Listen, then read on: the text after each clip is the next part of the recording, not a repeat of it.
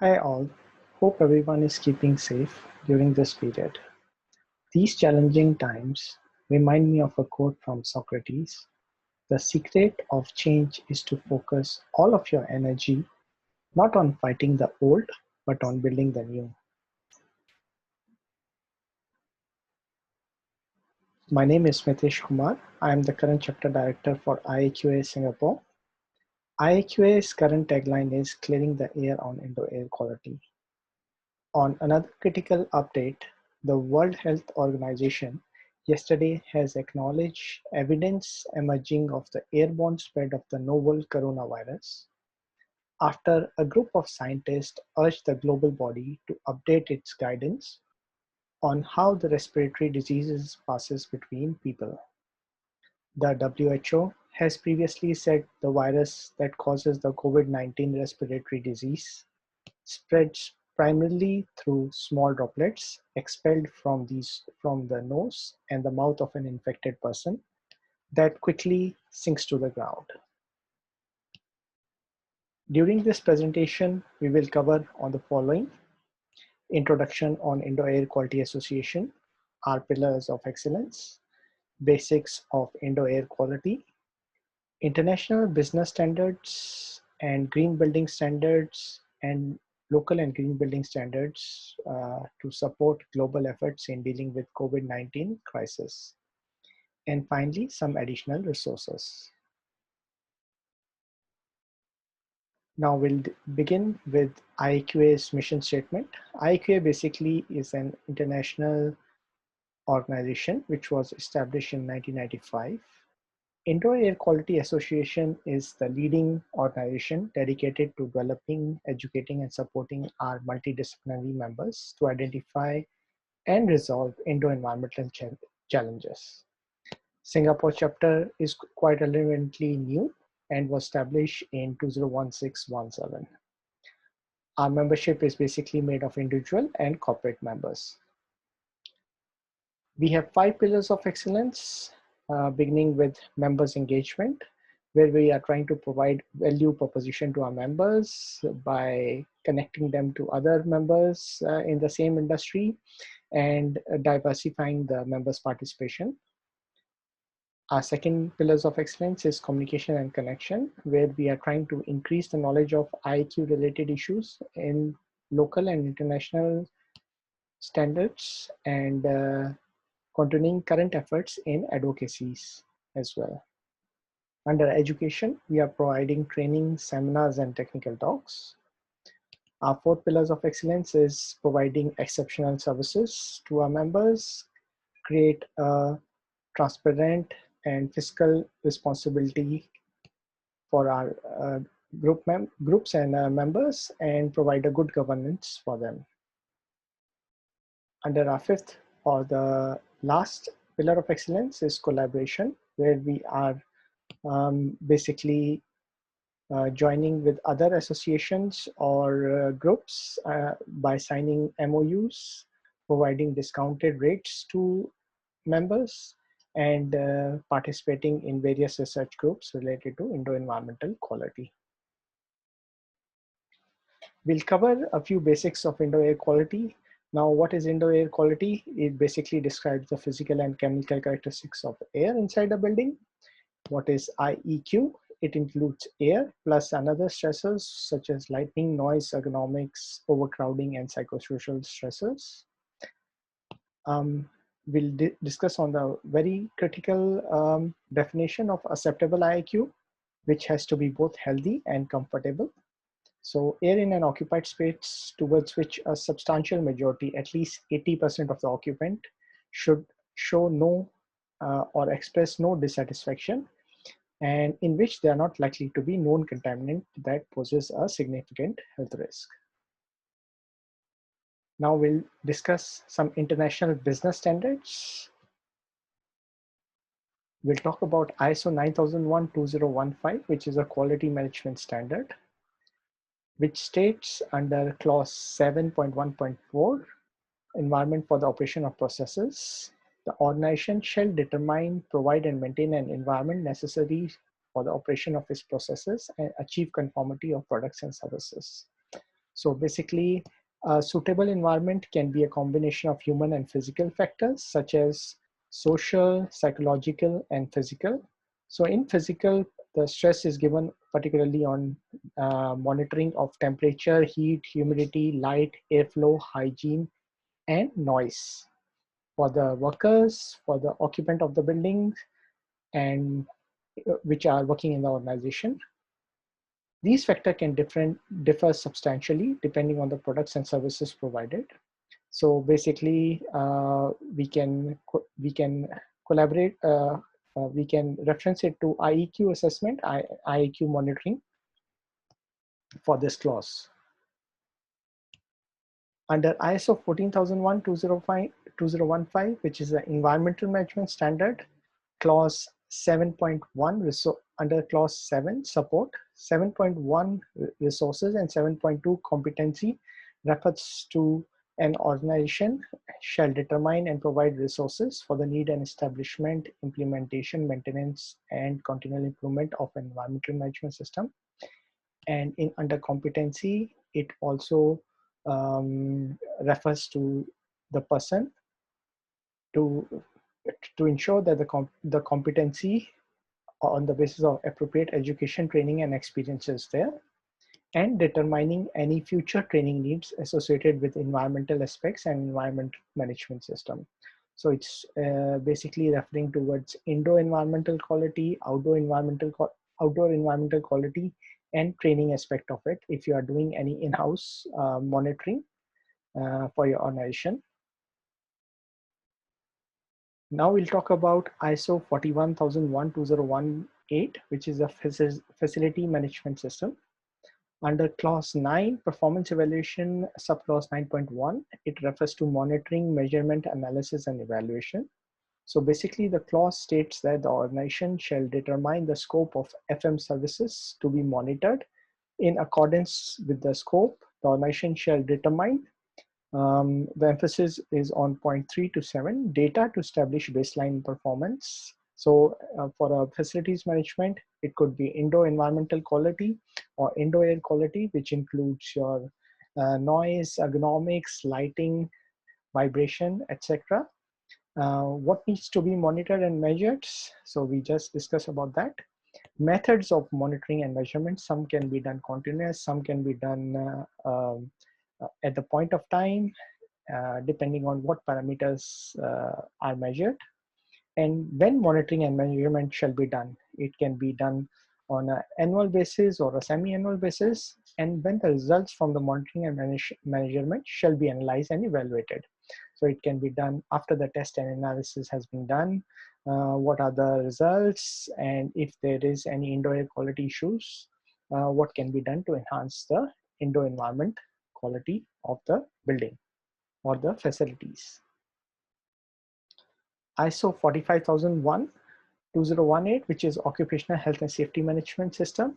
Basically under clause 6, planning, subclause 6.1.2.1, hazard identification. The clause states that the organization shall establish, implement, and maintain a process or processes for hazard identification that is ongoing and proactive. So here we can take a reference of IEQ assessment and training, where the clause states that routine and non-routine activities and situations should be monitored in terms of infrastructure, equipment, material, substances, and physical condition of the workplace. Human factors and monitoring should be also done during service design, research development, testing, assembly, construction, service delivery, maintenance, up until disposal.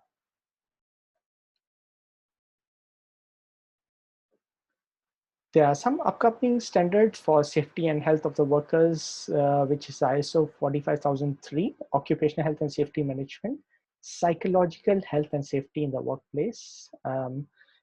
Basically, it provides guidance on the requirement of ISO 45001 with respect to managing psychological health and safety risks within an OHS management system. The standard is expected to be published sometimes in by next year, 2021. and will address many areas that can impact a worker's psychological health, including ineffective communication, excessive pressure, poor leadership, and organization culture, which forms a part of Indo-environmental quality, as we discussed in earlier slide about the stress and stresses. Now we'll discuss some international building standards, which are basically supporting global efforts in dealing with COVID-19 crisis. So we'll talk about leadership in energy and environmental design, short form LEED. So LEED has two prerequisite requirements, which is minimum indoor air quality performance and environmental tobacco smoke ETS control. There are a total of 9 credits and 2 prerequisites for the LEED certification, building design plus construction.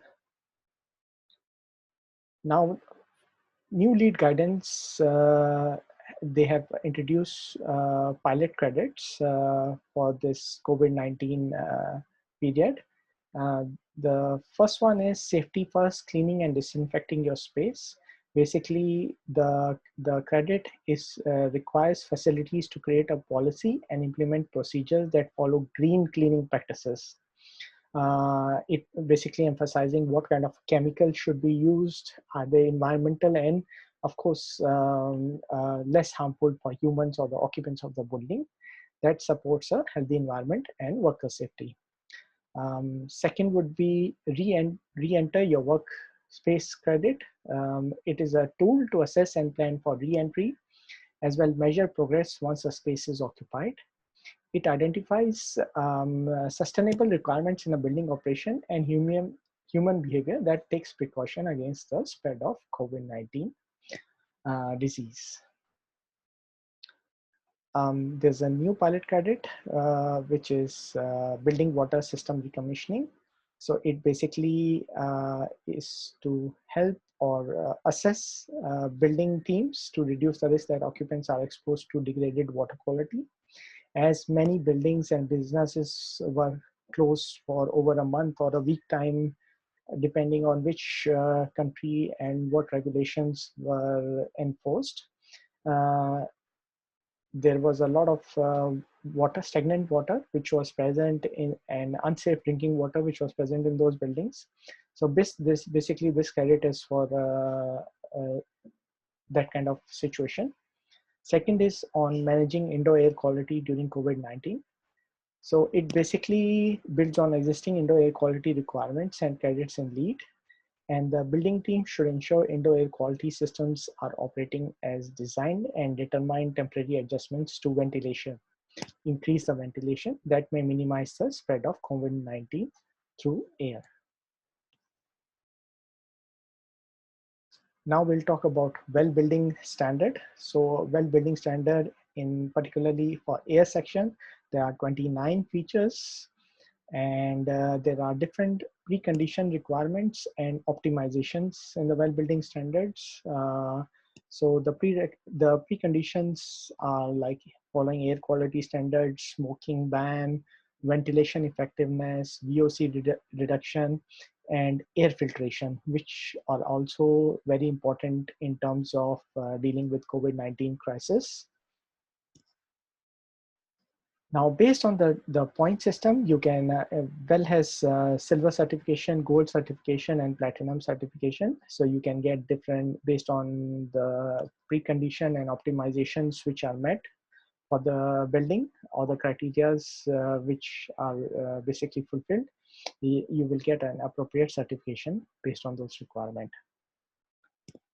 So the well has established a well health safety rating, basically to deal with the COVID-19 crisis.